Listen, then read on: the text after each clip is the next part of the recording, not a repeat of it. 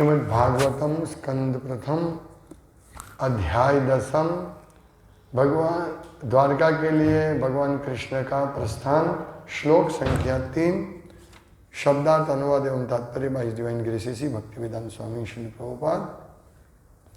निशम्य भीष्मोक्तमथाचितोक्तम प्रवृत्त विज्ञान विधूत विभ्रमः शशासगामिन्द्र इवाजिताश्रयः परिद्युपान्तामनुजानुभर्तितः। शब्दार्थ निशम्य सुनकर, भीष्म उक्तम भीष्म द्वारा कहा हुआ,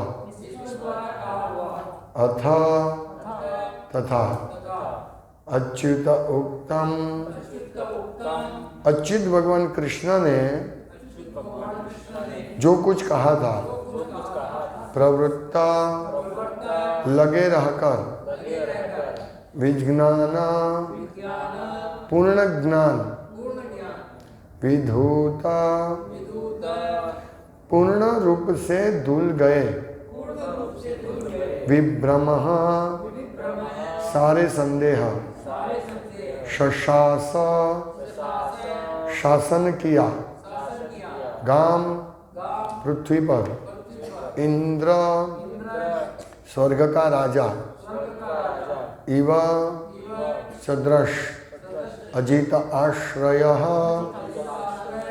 दुर्जय भगवान द्वारा रक्षित, परिधि उपांताम समुद्रों सहित, अनुजा छोटे भाई, अनुवर्तित उनके द्वारा पालन किया जाकर। अनुवाद। भीष्मदेव तथा अच्युत भगवान श्री कृष्ण ने जो कुछ कहा था उससे प्रबुद्ध होकर महाराज युधिष्ठिर परिपूर्ण ज्ञान विषयक मामलों में व्यस्त हो गए, क्योंकि उनके सारे संदेह दूर हो चुके थे। इस प्रकार उन्होंने पृथ्वी तथा सागरों पर राज्य किया और उनके छोटे भाई उनका साथ देते रहे। तात्पर्य लंबा है, हम स्टेप बाय स्टेप एक एक पैराग्राफ लेंगे। तात्पर्य। जब महाराज युधिष्ठिर समुद्र पर्यंत पृथ्वी पर शासनारूढ़ थे तो उस समय भी आधुनिक अंग्रेजियत के ज्येष्ठाधिकार या सबसे बड़े को उत्तराधिकार जैसा नियम प्रचलित था। उस काल में हस्तिनापुर, अब दिल्ली का एक अंश का राजा समुद्रों समेत विश्व का सम्राट होता था और यह क्रम महाराज युधिष्ठिर के पौत्र महाराज परीक्षित तक चलता रहा। महाराज युधिष्ठिर के छोटे भाई उनके मंत्री तथा राज्य के सेनानायकों के रूप में कार्य करते थे और राजा के धर्मात्मा भाइयों का आपस में पूर्ण सहयोग था। महाराज युधिष्ठिर पृथ्वी के साम्राज्य पर शासन करने के लिए आदर्श राजा या भगवान श्री कृष्ण के आदर्श प्रतिनिधि थे और उनकी तुलना स्वर्ग के प्रतिनिधि शासक राजा इंद्र से की जा सकती थी। जिस प्रकार इंद्र, चंद्र, सूर्य, वरुण तथा वायु जैसे देवता ब्रह्मांड के विभिन्न ग्रहों के प्रतिनिधि राजा है, उसी प्रकार महाराज युधिष्ठिर भी पृथ्वी के साम्राज्य पर शासन चलाने वाले प्रतिनिधि राजा थे। वे आधुनिक प्रजातंत्र के अल्प तरह के अप्रबुद्ध राजनीतिक नेता जैसे न थे। उन्हें भीष्मदेव ने तथा अच्युत भगवान ने भी उपदेश दिया था, अतएव उन्हें हर वस्तु का पूरा ज्ञान था। तो पहले दो पैराग्राफ है लंबे, तो पहले पैराग्राफ हम समझेंगे, फिर दूसरे में जाएंगे।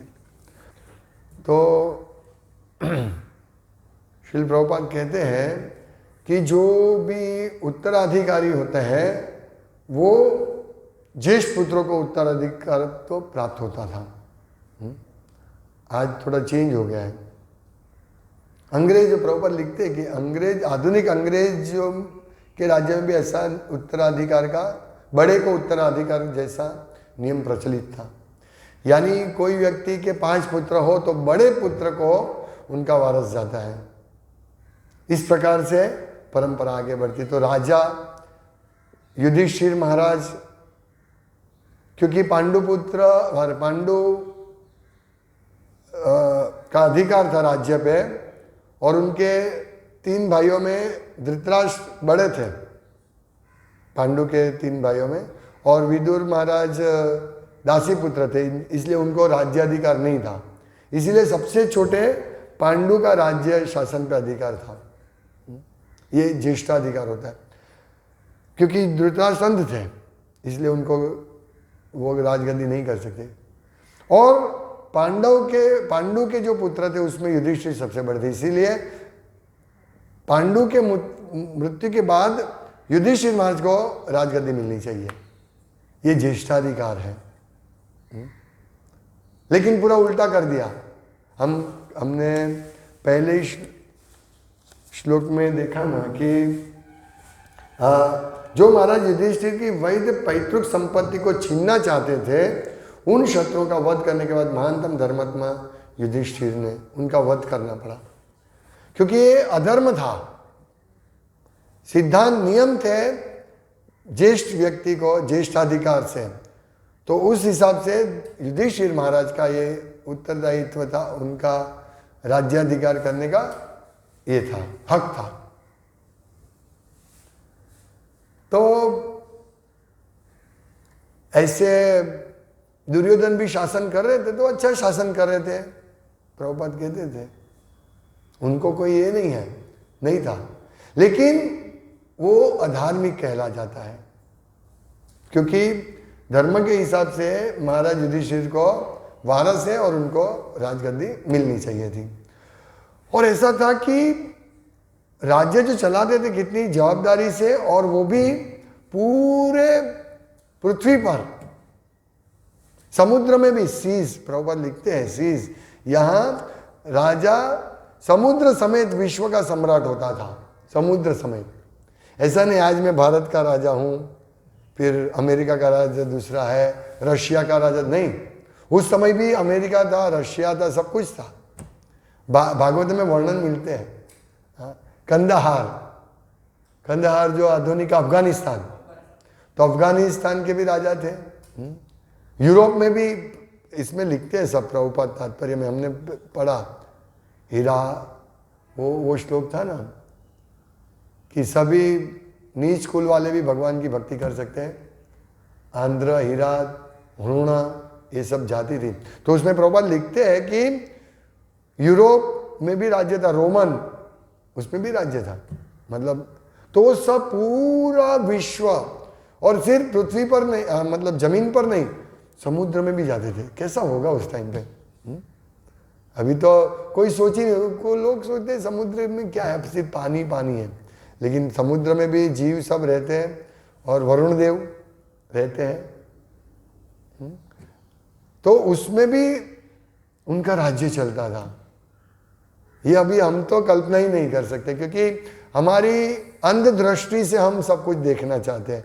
हम सोचते हैं कि हमारी आंख तो कुछ दिखता नहीं ज़्यादा, और हम सोचते हैं हम आंख से ही देखें कि समुद्र में होना राज्य था कि नहीं। तो हमारी आंख से दिखता नहीं है, तो ऐसा कुछ होता नहीं, ये सब मिथोलॉजी है, ये सब पौराणिक कथा है, उपजाई हुई कथा है, ऐसा नहीं है। हमें स्वीकारना चाहिए कि हमने देखा नहीं, इसका मतलब ये नहीं है कि हम स्वीकारें नहीं, स्वीकारना चाहिए। और जो व्यक्ति बुद्धिशाली है वो स्वीकारेगा कि समुद्र में ये सब भर्ती आती है, ये सब तो कोई तो कंट्रोलर होगा ना, ये सब सिस्टमेटिक चलता है। समुद्र में मछली रहती है, और बहुत सारे जलजा नवलखानी, 9 लाख जलचर है, तो अपने आप तो थोड़ी चलेगा, तो कोई प्रतिनिधि होते हैं। तो ये परीक्षित महाराज तक, युधिष्ठिर महाराज, मतलब यहाँ लिखते परीक्षित महाराज तक ऐसा चलता था कि पूरा सम्राट दिल्ली, जो हस्तिनापुर, दिल्ली का एक भाग, वहां से होता था पूरा। भीम को जब जहर पिला के और पत्थर बांध के समुद्र में डाल दिया था, जब वो लोग छोटे खेलते थे तब दुर्योधन ने ऐसा किया था। तो अंदर गए थे, और वहां अंदर समुद्र में वहाँ के जो अधिष्ठाता देव थे वो आए थे और उनको पूरा सब जहर निकाल दिया था। और उनको कुछ, मुझे अभी कथा याद नहीं है, पर कहने का तात्पर्य समुद्र में भी राज्य चलता है। ऐसा नहीं है, अभी सब किसी को दिखता ही नहीं है। ये बस नक्शे में जितना आता है उतना ही दिखता है, लेकिन समुद्र में राज्य है। सब बहुत सारी जगह ऐसे, बहुत जंगल में भी बहुत सारा सब लोग रहते हैं। तो उन सबके ऊपर युधिष्ठिर महाराज का शासन था। तो इतना सबके ऊपर शासन चला ना, कोई छोटी बात नहीं है। अभी समझिए हमको एक सेंटर चलाना है यहाँ, तो हमें कितना व्यवस्था करना पड़ता है। जो भी लीडर होते हैं अलग अलग सेवा देनी पड़ती है। भाई ये बर्तन सफाई करने का, आरती करने का, फूल का व्यवस्था करने का, हाँ, ये बहुत सारी किराया भरने का, पैसा इकट्ठा करना, कितने डिपार्टमेंट होते एक छोटा सा सेंटर चलाने के लिए। तो ये समुद्र, पृथ्वी, नगर, ये चलाने के लिए भी कितना डिपार्टमेंट, और डिपार्टमेंट के ऊपर ध्यान रखना पड़ेगा। जैसे मैं एग्जांपल दूं, वो दीप था, वो दीप अपना क्या नाम, अभी दीपदान हुआ था तो कार्तिक मंथ में हम लोग दीपदान करते, तो कार्तिक मंथ का दीप वहां कोने में पड़ा था, सब देख रहे थे, कंट्रोल कोई नहीं कर रहा था। एक एग्जांपल दे रहा हूं मैं, एक चीज, मतलब एक एक चीज। तो फिर लीडर बोलेगा भाई ये साफ बिना अटेंड किया वो क्यों पड़ा है, ये कर्तव्य है लीडर का, सब लोग नहीं देखते हैं। तो ये छोटी छोटी चीज ध्यान रखती होती है एक छोटे से सेंटर में, तो पूरे राज्य में कितनी ध्यान रखनी पड़ेगी। कोई दुखी नहीं होना चाहिए ऐसा। तो ये ध्यान रखने के लिए कुछ तो शिक्षा मिलनी चाहिए ना, शिक्षा कहाँ से प्राप्त करेंगे। तो यहां लिखा है कि उनको सीधा शिक्षा भीष्मदेव और भगवान अच्युत ने दिया। तो हम लोग भी देखते हैं एक एक चीज शिक्षा अनुसार, हमको भी शिक्षा जो जो मिलती है शिल प्रभुपाद के द्वारा, हमारे गुरु महाराज के द्वारा जो भी शिक्षा मिलती है, उस प्रकार से हम छोटे से जगह कंट्रोल करने का प्रयास कर रहे हैं। लेकिन शिक्षा जरूरी है। जैसे कोई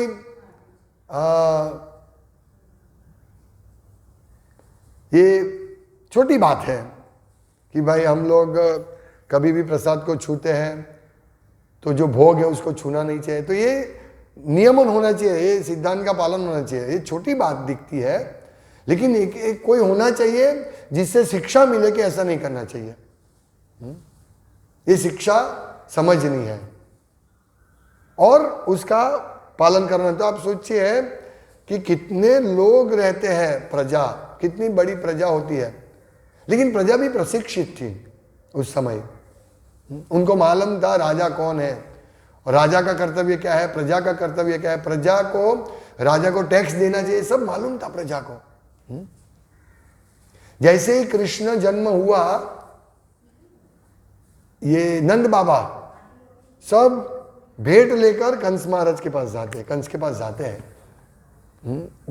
कर देने के लिए, दूध दही और बहुत सारी चीजें देने के लिए जाते थे, स्वेच्छा से, प्रेम से। अभी तो सब टैक्स चोरी करते हैं, क्योंकि राजा भी ऐसे हैं, सिर्फ टैक्स कलेक्ट करने के लिए, अपनी इंद्रिय तृप्ति के लिए राज्य करते हैं, उनको प्रशिक्षण नहीं मिला है। प्रभुपाद यही बताते हैं इस श्लोक में कि वे जो युधिष्ठिर महाराज थे वो पृथ्वी के साम्राज्य पर शासन चलाने वाले प्रतिनिधि राजा थे, वो भगवान के प्रतिनिधि थे। राजा भगवत गीता में कहते हैं ना कि राजा मेरा प्रतिनिधि है, मैं राजा हूं, समस्त प्रजाओं में मैं राजा हूं। राजा कृष्ण है, मतलब कृष्ण का प्रतिनिधित्व करते हैं राजा। तो ये राजा अगर कृष्ण का प्रतिनिधित्व करते हैं तो कृष्ण से शिक्षा प्राप्त करनी पड़ेगी उसको। अगर कृष्ण से शिक्षा नहीं प्राप्त करेंगे तो क्या होगा। तो इसीलिए ब्राह्मण जो कि कृष्ण की शिक्षाओं का प्रतिनिधित्व करते थे, उनसे शासन कैसे चलाना उसकी सलाह लेते थे राजा। वो सलाह लेने के अनुसार कार्य, अपना मनगणन नहीं। जैसे महाराज दशरथ के समय रामायण में वर्णन आता है उनके मित्र रोमपाद महाराज, तो उनके राज्य में अकाल पड़ा था, सब लोग मर रहे थे। तो रोमपाद महाराज ने ब्राह्मण को बुलाया, बोला क्यों ये हो रहा है, ऐसा नहीं अकाल पड़ रहा है तो चलो कुछ अपने हिसाब से ही स्पेक्युलेशन करके सबको ये दे। अभी ऐसा होता है अकाल पड़ता है तो बोलते भाई तुम 1 लाख रुपया दो, तुम 10 लाख दो, तुम ये करो, और फिर उसका कलेक्शन करके थोड़ा अपनी जेब में रखते हैं ज़्यादातर और थोड़ा सब व्यवस्था में लगाते हैं। ये सब हो गया। तो उन्होंने ब्राह्मण ने बताया कि आपका एक कर्तव्य कर्म ऐसा था जिसकी वजह से आपके पाप कर्म की वजह से हुआ है, तो अब इसका सॉल्यूशन क्या है। तो उन्होंने सॉल्यूशन बताया, शुंगी को के साथ शादी करो अपनी बेटी का। और रोमपाद की बेटी दशरथ महाराज की बेटी थी, उनको पुत्र नहीं थे इसलिए दशरथ महाराज से दत्तक ली थी, तो उनसे शादी करवाओ। तो इस प्रकार शादी करवाया, फिर ये अकाल निकल गया, चला गया। तो ये शासन ऐसे होता है, ब्राह्मण के मार्गदर्शन से होना चाहिए। इसीलिए ब्राह्मण क्षत्रिय, राजा ने क्षत्रिय, तो इस प्रकार से शासन चलता था। तो वे आधुनिक प्रजातंत्र के अल्प तरह के अप्रबुद्ध, अप्रशिक्षित, उसको ज्ञान नहीं रहता है, ऐसे राजनीतिक नेता जैसे न थे, उन्हें भीष्मदेव ने तथा अच्युत भगवान ने भी उपदेश दिया था, अतः उन्हें हर वस्तु का पूरा ज्ञान था। तो हम यही बात यहां लगाए अपने लीडर्स में, तो सब लीडर्स को प्रबुद्ध होना चाहिए ज्ञान में, सब सिद्धांतों में प्रबुद्ध होना चाहिए कि वास्तव में हम लोग कृष्ण के ज्ञान को लेकर सामान्य जनता को देना है। हमारे जो आश्रित है, हमारे अंडर में जो भक्ति कर रहे हैं, उनको भी हमें देना है और उनको सेवा में लगाना है। किस प्रकार से कृष्ण से आदेश मिला उस प्रकार से, परंपरा से जो आदेश मिला उस प्रकार से हमें लगाना है। समझ रहे, छोटी बात, लेकिन ध्यान से इसको समझना चाहिए। अगर हम देखते कि यहां से ये थोड़ा गलत हो रहा है तो हमें तुरंत उसको प्रकाश देना चाहिए, ये गलत हो रहा है जैसे। तो ये वो हिसाब से एक एक चीज हमें देखकर आगे बढ़ना है। जैसे व्यास पूजा में हम लोग जाते हैं, बड़ा फेस्टिवल होता है, तो एक थाली पे एक दागी भी होती है, तो महाराज तुरंत ही बताते ये नहीं होना चाहिए। तो ये हमको शिक्षा प्राप्त करनी है, तो हमें भी ऐसा ही करना पड़ेगा। जैसे तुलसी महारानी दरवाजे के पास रहती थी, तो महाराज बोले ये वॉचमैन थोड़ी है, उनको यहाँ नहीं रखना चाहिए, उनको अच्छी जगह रखना चाहिए। तो ऐसी शिक्षा हमको लेकर हमें इसको आगे बढ़ाना है, आगे शिक्षा देना है। मैं बारंबार बोलता हूँ कि मुंह में हाथ डालो मत, और मुंह में हाथ डालो तो हाथ धुओ, ये शिक्षा, क्योंकि हमको ऊपर से ये शिक्षा मिलती है। हमको मालूम नहीं था, लेकिन हमको शिक्षा मिली, हम लोगों ने आगे ऐसा आगे देते हैं, उसका प्रतिनिधित्व करके आगे लोगों को समझाते, शिक्षा प्रदान करते हैं। लेकिन अभी ऐसा नहीं है, कोई शिक्षा अच्छी तरह देते नहीं है, समझते नहीं है और आगे देते नहीं है। बड़ी दुख की बात हो रही है। जो प्रभुपाद के समय में जो था, ऐसा ही हमें इसी प्रकार से हमें सेवा करनी चाहिए, पूरे हृदय से। सेवा करने के लिए नहीं, जैसे प्रभुपाद के समय में लोग पुस्तक वितरण के लिए जाते थे, हृदय से जाते थे, उत्साह से। चलो हमें ये लोगों तक पहुंचाने, प्रभुपाद का इतना संदेश है, तो पहले उत्साह से जाते थे, अभी लोगों का उत्साह क्यों कम हो रहा है? ऐसा नहीं होना चाहिए। ये तो जैसे जैसे हमारा समय जाता है, माया तो प्रभाव करेगी, माया तो हमारा चक्का जाम, हमारी जो रथ भगवान की ओर बढ़ रहा है हमारा गति, तो माया पकड़ लेगा उसको और रोकेगा। लेकिन हमें ऐसा, जैसे कभी कभी एक मैंने देखा था एक चीज, तो एक आदमी रिक्शा चालू करता है, तो रिक्शा चलाते हैं तो आगे ही नहीं बढ़ता, तो पीछे से एक व्यक्ति ने पकड़ के रखा था तो वो सोचा बिगड़ा हुआ है क्या रिक्शा। 2-3 बार ऐसा किया, उसको मालूम ही नहीं पड़ा ये क्या हुआ, जादू हो रहा है, मैं इतना फूल जला तो फिर भी पकड़ जाती नहीं आगे। तो वो आदमी ने पकड़ के रखा। ऐसी हमारी रिक्शा, हमारा रथ माया ने पकड़ के रखा है। हम सोचते हम भक्ति करें, लेकिन आगे ही नहीं जा रहा है, रथ आगे ही नहीं जा रहा है। वही का वही अटैचमेंट, भौतिक चीजों में अटैचमेंट। जैसे प्रभुपाद उदाहरण देते हैं, भक्ति सिद्धांत महाराज ने दिया था उदाहरण कि एक मैरिज पार्टी, वरघोड़ो गुजराती में, वो लोग नदी के और गांव में जाना था तो रात को बैठ जाते हैं सब, और नाविक जो नाव चलाने वाला था वो ये मार रहे, हलेसा मार रहे हैं। सुबह उठ के सब लोग उतरते हैं, अरे हम तो वही के वही है, एक इंच भी आगे नहीं बढ़े। क्यों? लंगर लगा था, वो लंगर निकालना भूल गया। तो हमारा लंगर, ये भौतिक आसक्ति का लंगर पकड़ के रखा। हम सोचते में आगे एक दिन बढ़ा, हम कृष्ण भक्ति में 20 साल से है, 25 साल से है, लेकिन लंगर नहीं निकाला है। ऐसा है, ये लंगर निकलेगा ना तो हम आगे बढ़ेंगे। ये लंगर निकालना पड़ेगा। भौतिक आसक्ति रूपी भयंकर जबरदस्त लंगर है ना। तो ये इसकी वजह से हम जो शिक्षा मिलती है ना उसको ग्रहण करने में थोड़े अक्षम रहते हैं, ये लंगर की वजह से, भौतिक अटैचमेंट की वजह से। तो हमें भौतिक आसक्ति निकालनी है। दूसरा पैराग्राफ, आजकल राज्य का निर्वाचित कार्यकारी प्रमुख कठपुतली के समान होता है, पपेट। उतना ही बोलने का जिससे उसके ऊपर कुछ ये नहीं आए, जो ऊपर से बुलाते वो इतना ही बोलने का, कठपुतली। क्योंकि उसके पास राज शक्ति नहीं होती है। राज शक्ति, कृष्ण शक्ति बिना नहीं तार प्रवर्तन, वही व्यक्ति प्रचार कर सकता है जिसको कृष्ण शक्ति देते हैं। उसी प्रकार वही राजा राज्य कर सकता है जिसको कृष्ण शक्ति देते हैं। वो सीखते हैं, शिक्षण लेते हैं राज्य करने का। जब ये सब गुरुकुल में पढ़ते थे तो उनको क्षत्रिय विद्या सिखाई जाती थी राजा के पुत्रों को, और उनको मृगया पशु सिंह के साथ लड़ने की भी उनको प्रैक्टिस की जाती थी, और पशुओं का शिकार करने के लिए वो जाते थे क्षत्रिय। क्यों? ये सब ट्रेनिंग का एक भाग था। लेकिन आज राज शक्ति नहीं है किसी के पास। आज राजा को किसी की हिम्मत नहीं होती थी राजा को कुछ बोलने की, क्योंकि राजा ऐसा कार्य करते थे कि कोई बोलते ही नहीं थे, सब सुखी थे। क्यों बोलने का? यदि वह महाराज युधिष्ठिर की तरह प्रबुद्ध भी होता तो भी वह अपनी संवैधानिक स्थिति के कारण अपनी इच्छा से कुछ नहीं कर सकता। अभी कुछ नहीं हो सकता प्रबुद्ध होने से भी।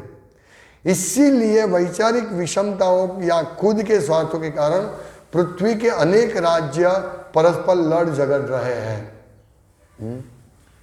अड़ोस पड़ोस में ही कितना लड़ाई, पाकिस्तान के साथ लड़ाई, चीन के साथ लड़ाई, सब लड़ाई, चारों ओर शत्रु फैले हैं, ये लड़ झगड़ रहे हैं।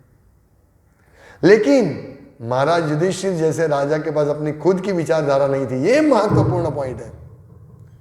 महाराज युधिष्ठिर के पास अपना स्पेकुलेशन नहीं था, खुद का विचारधारा कि इस प्रकार से करूंगा तो लोग सुखी होंगे, नहीं। लेकिन महाराज उन्हें भी अच्युत भगवान तथा भगवान के प्रतिनिधि एवं प्रामाणिक दूत भीष्मदेव के उपदेशों का अनुगमन करना होता था। यह महत्वपूर्ण है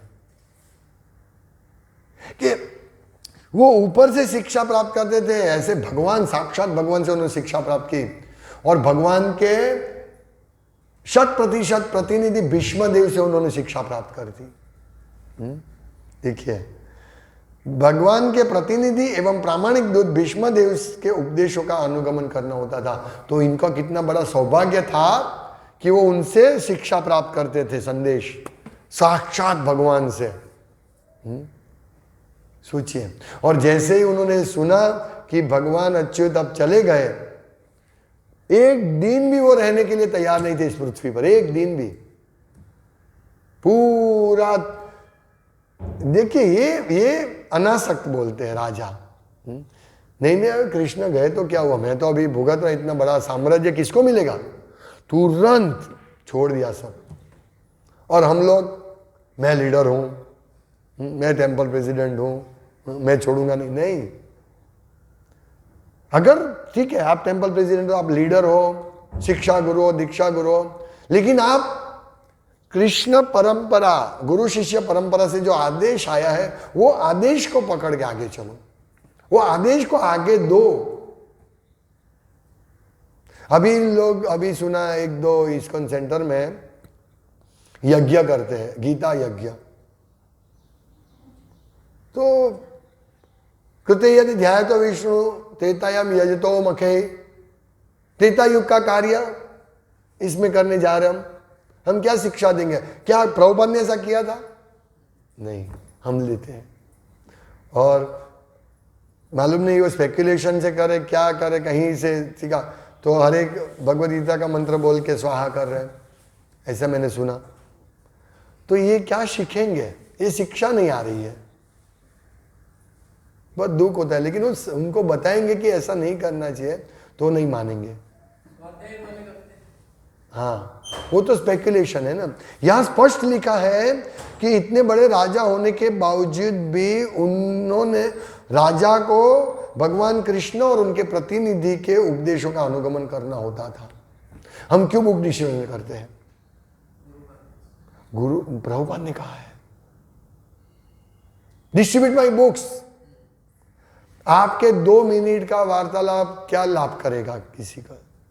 मेरी पुस्तक दो उनको, मेरी पुस्तक से उनका जीवन परिवर्तन होगा, और हो रहा है। और हम ये नई चीज लाएंगे, इंट्रोड्यूस करेंगे, यज्ञ करना। कलो तद हरि कीर्तनात्, हरि का कीर्तन करो, और पुस्तक वितरण हरि का कीर्तन है,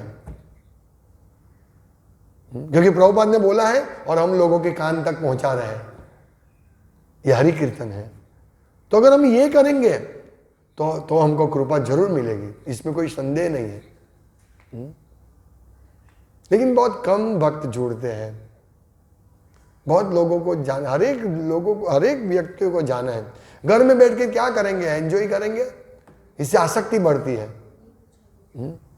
मेरा काम, मेरा काम, मेरा काम। अरे भाई, कम से कम 1.5 महीना 1 महीना तो निकलो काम से बाहर, और वो भी शाम को खाना पीने का सब व्यवस्था हम कर रहे हैं। कुछ आपको करना नहीं है, सीधा नौकरी से उधर आ जाओ, हम सब व्यवस्था कर रहे हैं।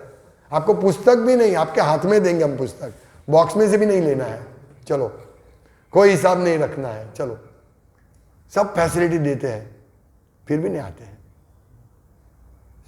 अटैचमेंट, लंगर नहीं निकालते हैं ना, लंगर निकालना चाहिए। ऐसा दुख होना चाहिए, अरे दिसंबर महीना और मैं घर में बैठ रहा हूं, मैं घर में बैठा हूं, ऐसा हृदय में जलना चाहिए। तो ये हम क्योंकि देखिए प्रभुपाद का जो शिक्षा है ना, अगर हम इस प्रकार से नहीं देंगे ना, तो ये सकाले न महता योगो नष्टा परंतपः, ये परंपरा नष्ट हो जाएगी। इसलिए हमें ये सेंटर का मेन उद्देश्य यही है कि इस परंपरा को कायम रखना। कोई तो होना चाहिए जो प्रभुपाद की परंपरा को रखे। तो हम लोग तो प्रयास करते हैं, प्रयास करना है, कम से कम प्रयास तो कर रहे हैं। मालूम नहीं कितना हम सक्सेस होंगे, लेकिन प्रयास करने से कृष्ण प्रसन्न होंगे। कल मथुरा प्रभु बता रहे थे कि वो लोग सिग्नल पे, वहां थोड़ा भीड़ है, मतलब कुछ ब्रिज का काम चल रहा है, तो वहां एक एक सिग्नल पे 2-2 मिनट गाड़ी खड़ी रहती है। तो वो लोग ये इसमें अपने गीता प्राकट्य के दिन, मोक्षदा एकादशी के दिन 9 भागवतम सेट ऐसे दिया, उसमें से 5-6 तो कार में दिया, ऐसे 2 मिनट में कार में दिया। मैं बोला कैसे दे सकते हैं? बोला उन्होंने, मतलब उन्होंने प्रयास किया तो दिया। तो आज भी हम हर रोज जाते हैं, हम प्रयास करते हैं। तो 30-31 महाबिग बुक्स, 15 प्रेमावतार, 13-16 प्रेमावतार चैतन्य महाप्रभु वितरण हुआ। हमने प्रयास किया। तो अगर हम घर में रहते तो नहीं कर पाते इतना। इसीलिए सबको प्रयास करना है। और ये क्योंकि घर में रहेंगे तो हम माया पकड़ लेगी, माया पकड़ के रखी हमें रिक्शा, भूम भूम भूम भूम, चाहती क्यों नहीं है रिक्शा, माया पकड़। तो ये इतने महान राजा, एक युधिष्ठिर महाराज अपने को नौकर समझते थे। वो कभी मालिक नहीं समझते, मैं राजा हूं, कभी नहीं समझते थे। शास्त्रों का उपदेश है कि मनुष्य को चाहिए कि किसी व्यक्तिगत स्वार्थ तथा स्वनिर्मित विचारधारा के बिना परम प्रमाण तथा अच्युत भगवान का अनुगमन करे। बस अपना व्यक्तिगत स्वार्थ नहीं आना चाहिए और मैं कुछ सोचूं कि भाई यज्ञ करना है, अभी गीता का ये है तो यज्ञ करना है, इसी प्रकार नहीं चलेगा। यज्ञ करना है, लेकिन कौन सा यज्ञ? हमारी परंपरा में कौन सा यज्ञ शिकाय कलयुग के लिए? संकीर्तन यज्ञ, कलोताधारी कीर्तनाथ। और परम प्रमाण यानी शास्त्रों के प्रमाण तथा अच्युत भगवान का अनुगमन करना है। इसलिए भगवान कहते हैं न च तस्मान् मनुष्येषु कश्चिन में प्रिय कृता, उनसे प्रिय मुझे कोई नहीं है जो इस भगवद गीता का प्रचार करता है। इसीलिए महाराज युधिष्ठिर महासागरों सहित सारे संसार पर शासन कर सके, क्योंकि जो नियम थे वे अमोघ थे और वैश्विक रूप से सबों पर समान रूप से लागू होते थे। अमोघ, ये चेंज नहीं होगा। जब हम अपना नियम बनाते हैं, अभी क्या होता है देखो,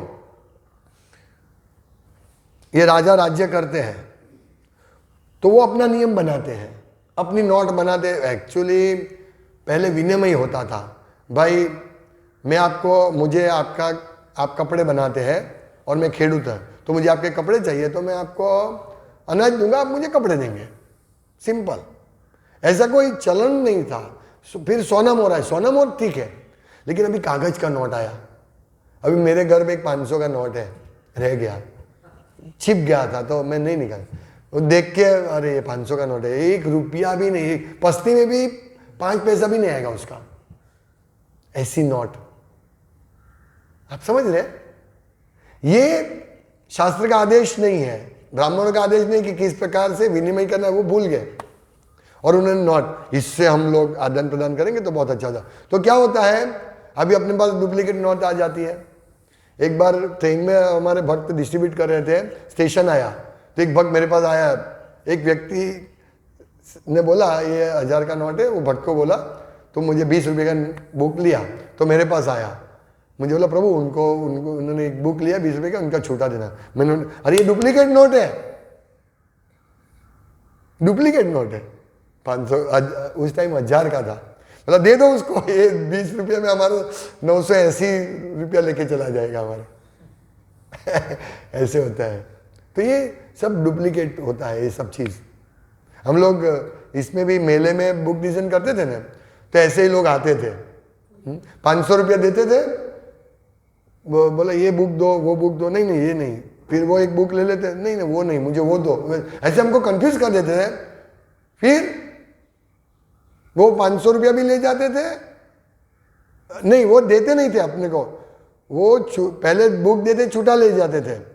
पहले छूटा हमने दे दिया, भाई 500 का 400 20 100 एक बुक लिया तो हमने 350 दे दिया उनको। फिर बोलते हैं ये नहीं ये बुक नहीं चाहिए, वो नहीं बुक नहीं, ऐसे ऐसे 10 मिनट करते, फिर बुक रख देते और हमसे 500 और ले जाते हैं, तो 850 लेके जाते हैं। समझे? ऐसे लोग होते हैं। तो ये सब गलत चीज हो रही है क्योंकि हम कृष्ण के आदेश से नहीं कार्य कर रहे। ये तो मैंने एक एग्जांपल दिया था, बहुत सारे एग्जांपल्स है। अभी चंद्र पर जाना है तो शास्त्र में बताया कि राजा चंद्र पर जाने का व्यवस्था करे, नहीं, सब अभी जो चल रहा है मनगढ़ंत चल रहा है। हाँ, वो ऊपर से आदेश नहीं प्राप्त करते। एक ही विश्व राज्य की कल्पना तभी पूरी हो सकती है जब हम अच्युत अधिकारी का अनुगमन करें।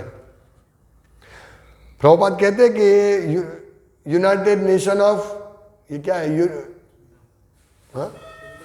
किंगडम, हाँ यूनाइट, ये कौन सी है जहां पूरे एकता के लिए यूएनओ,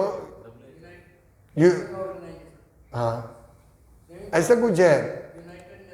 हाँ, लेकिन प्रभुपाद कहते हैं हर साल झंडे बढ़ते रहते हैं, भारत, पाकिस्तान, बांग्लादेश, श्रीलंका बढ़ते रहते हैं। तो एकता क्यों नहीं आती? एकता यहाँ है कि जब हम अच्युत अधिकारी का अनुगमन करें तभी एक विश्व राज्य की कल्पना पूरी हो सकती है, नहीं तो नहीं। इसीलिए हमारा तो ये सपना ही है, क्योंकि ऐसा राजा आएगा नहीं कलयुग के इस लोगों के लिए आ जाए। एक अपूर्ण मानव ऐसी विचारधारा का सृजन नहीं कर सकता जो सबके लिए स्वीकार्य हो।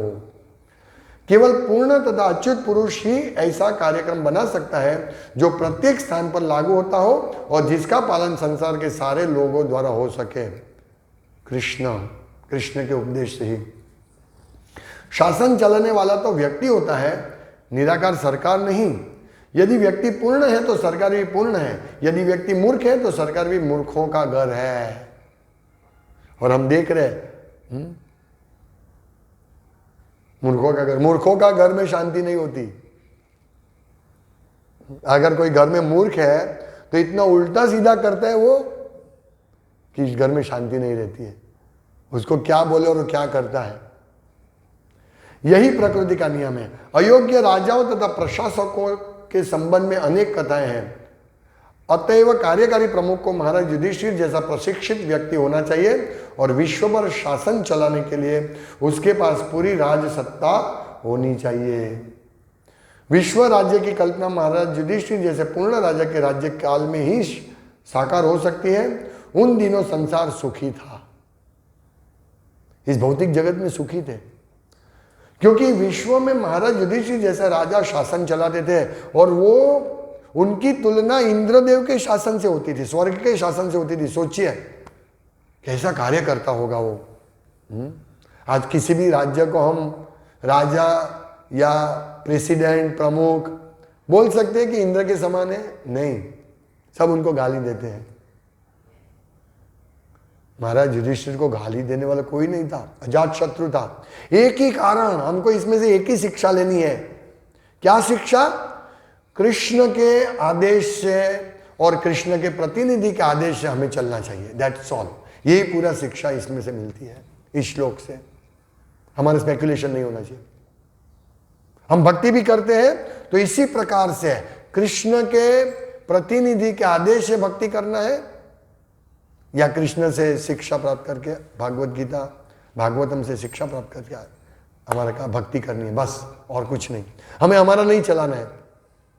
हम किसी को बोलते हैं प्रभु ये सेवा के लिए आओ, नहीं नहीं मुझे काम है, मेरे घर का ये काम नहीं, बोला आदेश पालन करना है, आदेश पालन करना है, ये महत्वपूर्ण है। अगर आदेश नहीं पालन करेंगे तो कैसे राज्य चलेगा? अभी युधिष्ठिर महाराज, कृष्ण ने बोला कि इस प्रकार से राज्य करो, भीष्म देव ने शिक्षा दी, नहीं नहीं मैं अपने हिसाब से राज्य करूंगा, तो आज युधिष्ठिर महाराज का आख्यान इसमें नहीं होता। वो शुद्ध भक्त थे, और यही भक्ति की निशानी है कि अभी समझो हमें बहुत सारी सेवाएं होती है, किसी को बोले भाई ये थोड़ा झाड़ू मार दो, बोला नहीं झाड़ू मैं नहीं मारूंगा। ऐसा नहीं होना चाहिए। हमें ये सब समझना है, ये सब शिक्षा ग्रहण करनी है। अगर तुम झाड़ू नहीं मारोगे तो लीडर को सोचना पड़ेगा अभी झाड़ू मारने के लिए किसको बुलाऊं। हर एक व्यक्ति को हर एक सेवा में एक्सपर्ट बन के सेवा करनी है, ऐसा नहीं। वो लीडर का काम है, वो उसके पीछे कुछ पड़ा है। अभी मैं इधर से ऊपर दादर चढ़ रहा था तो राम जी मंदिर में कुत्ता चला गया। कुत्ता क्या, मैंने इसे देखा तो मैं एक सेकंड सोचा ये कुत्ता क्यों चला गया, कुत्ता को बाहर निकलना चाहिए, ये लोगों को देखना चाहिए। तुरंत नहीं नहीं नहीं नहीं नहीं, ये भगवान के मंदिर में कुत्ता गया है, हाँ निकालना चाहिए। मैं तुरंत दौड़ के गया, कुत्ता भाग गया। तो ऐसा नहीं, ये तो उसका काम है, मेरा काम नहीं। नहीं, ये नीचे जैसे मैंने 10 दिन पहले बोला था कि भाई नीचे लाइट चालू रहती है, ये मेरा काम थोड़ी है, ये तो विलास का काम है। ऐसा नहीं होना चाहिए। अभी लाइट बंद हो जाती है तो ऐसे ये हमें सीखना है ये सब चीजें, एक एक चीज, छोटी सी छोटी चीज। ये मेरा काम थोड़ी है, ये तो यहाँ वो डिब्बा पड़ा है वो मेरा काम नहीं, वो तो विलास का काम है, तो डिब्बा उधर का उधर ही पड़ जाएगा। ऐसा नहीं, हमें खुद करना है काम, तभी हम आगे बढ़ेंगे भक्ति में। अगर भक्ति में आगे बढ़ना है तो ऐसा नहीं है मेरा काम नहीं है वो मेरा काम नहीं, सब हमारा ही काम है, हमारा काम है। कृष्ण वो कौन देखेगा? अभी अकेले हम लोग जाएंगे, कौन देखेगा? किसको मालूम पड़ेगा? ये मैं नहीं करूंगा तो कौन देखने, अगर मैं करूंगा तो कौन देखेगा? अरे यार तुमने तो ये किया, हमको ये सब चाहिए। यहां कोई नहीं है। जैसे वो मंदिर में कुत्ता गया तो मैंने पहले तो दिमाग में ऐसे आया कि कुत्ता का भगाना मेरा काम थोड़ी है। तुरंत नहीं ये तो राम भगवान के मंदिर में गया है, तुरंत दौड़ भाग के बाद। तो हमें ऐसा नहीं करना चाहिए कि नहीं ये मेरा काम नहीं है, वो मेरा कोई देखने वाला नहीं, मैं क्यों करूं। ऐसे कभी कभी भक्त बोलते हैं प्रभु आपकी हाजिरी में सब लोग काम सेवा करते दिखाते हैं, बर्तन धोते हैं, झाड़ू मारते हैं, लेकिन मेरी गैरहाजिरी नहीं। आज मेरे गुरु महाराज मेरे सामने नहीं है, प्रभुपाद हमारे सामने नहीं है, लेकिन हमें हमारे मन में ही होना चाहिए मैं ये सेवा करूंगा प्रभुपाद खुश होंगे, एक पोछा मारूंगा प्रभुपाद खुश होंगे। ये हमारी भावना होनी चाहिए। अब सोचिए, तो अगर ये भावना नहीं होगी तो हम भक्ति में आगे प्रगति नहीं कर पाएंगे। हमारी ये सब हमारा है, हमारे यानी कृष्ण का है।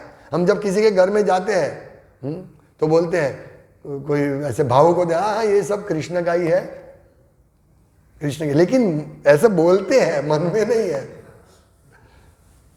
ऐसा है सब अपनी, कल देखा हमने प्रभुत्व जताना चाहते हैं, प्रभुत्व ये मेरा है, ये मेरा सब कुछ मेरा है, इसीलिए झगड़ा होता है, अग्नि ये गुस्सा आता है प्रभुत्व जताने की वजह से, और वो गुस्से की वजह से सब नाश होता है। तो हमें ये समझना है। कभी कभी मेरे पास फरियाद आती है, प्रभु जी उसने वो सेवा नहीं किया, वो सेवा नहीं किया। ठीक है उसने नहीं किया तो छोड़ो, हम कर लेते हैं। पहले ऐसा था कि ये सेवा नहीं कर रहा, वो सेवा नहीं कर रहा है, हाँ ये ऐसा है वैसा है, नहीं अभी थोड़ा मैं ठीक है, वो नहीं करेगा, कृष्ण दूसरी व्यवस्था करेंगे, दूसरे से करवाएंगे। अभी मैं ज्यादा ये नहीं, कोई नहीं करता है सेवा, मैं कहता हूं लेकिन नहीं करते तो क्या करेंगे। जबरदस्ती तो नहीं है, सामने से आके करना चाहिए, एक बार दो बार, ऐसे नहीं। वो लातों के भूत बातों से नहीं मानते, ऐसा नहीं होना चाहिए हमको। हमें हमारा विमान उड़ाना है मृत्यु के समय। प्रभुपाद कहते हैं विमान से पहले जो भी एयरपोर्ट पे जो भी करना हो तुमको मदद मिलेगी, एक बार विमान में बैठ गए पायलट को कोई मदद नहीं मिलेगी। हमको अपना मृत्यु के समय विमान उड़ाना है। उस टाइम हम ये नहीं सोचेंगे अरे ये करना है कि वो करना है, अभी क्या करें। पूरे जीवन ये आदेश प्राप्त करके कैसे विमान उड़ाना है वो सीखना है, कैसे भगवत धाम जाना है वो सीखना है। अगर हम छोटी छोटी बात पे ध्यान नहीं देंगे तो हम भगवत धाम नहीं जाएंगे। जैसे मुंह में उंगली डालने एक छोटा सा सिम, और दूसरा मैंने बताया कि अगर हमने प्रसाद को टच किया तो हाथ धो के भोग को, एक छोटी बात है, लेकिन ये सब शिक्षण है। ये सब छोटी छोटी बातें ध्यान रखने से हमारा कल्याण होता है। जैसे प्रभुपाद क्लीनलीनेस चाहते थे तो दरवाजे के ऊपर भी मिट्टी नहीं होनी चाहिए, धूल नहीं होनी चाहिए, ऐसे देखना चाहिए। छोटा सा भी ऐसी धूल हमारे कॉन्शियस को असर करता है। इसीलिए गृहस्थ भक्तों के आगे बढ़ने के लिए बहुत मुश्किल होती है, क्योंकि ये सब चीज पे ध्यान नहीं देता है। भगवान को किस प्रकार भोग अर्पण करना है घर में, वैसे नहीं ऐसे रख दिया थाली, तुलसी डाल दिया, खा लो भगवान, ऐसे नहीं। पूरा उसकी विधि होती है, वो हिसाब से हमको भगवान को भोग ऑफर करना है, भोग उसी प्रकार बनाना है। एक ही फ्रिज में प्रसाद देगा, उसी फ्रिज में नीचे ये होगा भोग, वो नहीं चलेगा। ये सब सीखना है। तो कहने का तात्पर्य हमें हमारी मंजिल बहुत दूर है, लेकिन छोटी छोटी बातों पे ध्यान रखकर हम भी युधिष्ठिर महाराज की तरह अपने का कल्याण कर सकते हैं और लोगों को भी भक्ति में आगे बढ़ने के लिए व्यवस्था दे सकते हैं। हरे कृष्णा। श्रीमद् भागवतम की जय। श्रील प्रभुपाद की जय। वांछा कल्पतरु।